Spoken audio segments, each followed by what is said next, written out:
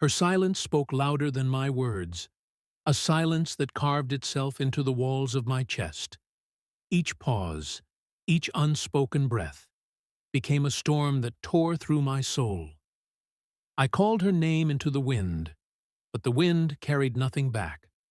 I wrote verses upon the sky, but the sky returned only emptiness, her eyes once a river flowing into mine. Now still, like a desert at night, where no star dares to linger and no dawn dares to rise, I told the world that I am strong, that my heart knows how to carry storms. But when she turned her voice into silence, I realized storms live inside me, and I am drowning in them. Every word I wanted to speak, every plea I wanted her to hear, collapsed into the quiet between us, a quiet that screamed louder than thunder. And so, I learned, silence can burn deeper than fire. Silence can cut sharper than swords. Silence can echo longer than words. I sat beneath the sky that once carried her laughter, but tonight it held only shadows of her silence. The moon hung low, pale and broken, as if even it could not bear the weight of her unspoken words. I reached for memories, but they slipped like sand through my fingers. Her voice, once the compass of my wandering heart, now vanished, leaving me lost, in deserts without maps, in seas without stars. Her silence was not emptiness. It was full, full of storms, full of unspoken truths, full of shattered promises that I could never repair. I screamed my confessions to the night, hoping the echoes would find her, hoping the silence would break.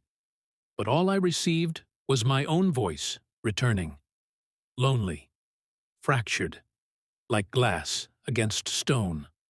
I tried to tell her, my heart is a house with open doors. Come back, let your footsteps fill it again.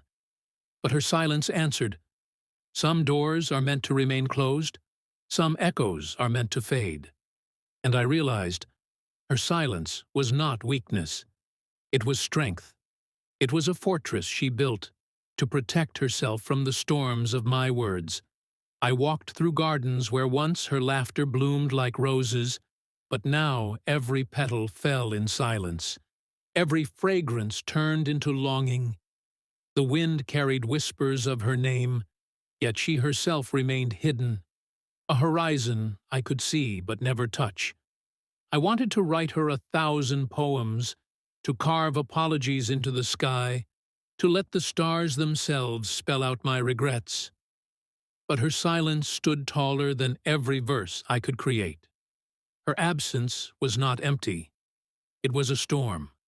It thundered through my chest. It rained on every dream I held, and it drowned the voice I once believed was strong. I told myself, perhaps silence means hope.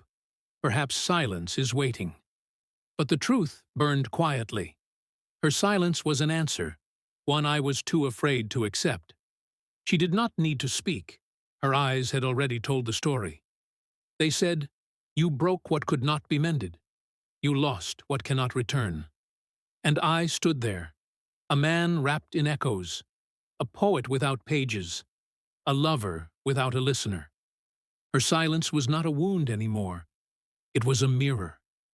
And in it, I saw myself, my failures, my mistakes, my longing.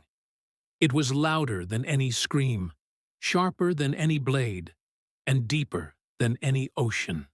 For the Father who trusts my silence more than my words. I smile, though my heart is drowning. I smile, though my hands are empty.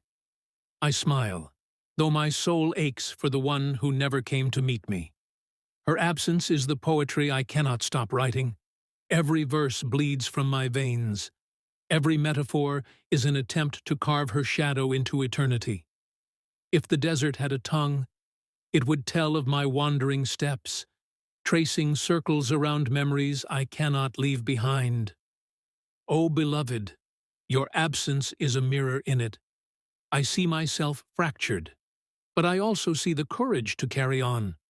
For even when you are gone, I feel you in the falcon's flight, in the endless blue of the Arabian sky, in the prayer whispered beneath my breath when no one is near to hear me. Her absence is my deepest wound, yet my smile is a shield, a promise to the world that even broken hearts can carry kingdoms. And though she did not come to meet me, her spirit walks beside me still invisibly, quietly, eternally between the verses of my poetry, between the beats of my heart. I walk through gardens where her laughter once bloomed. Each rose reminds me of her hands, soft yet carrying the strength of oceans. I touch the petals, and they shiver as if they too remember her. The world thinks absence is silence, but absence speaks louder than presence. It screams in the empty chair at my side. It whispers in the untouched cup of coffee. It lingers in the unplayed song on the piano.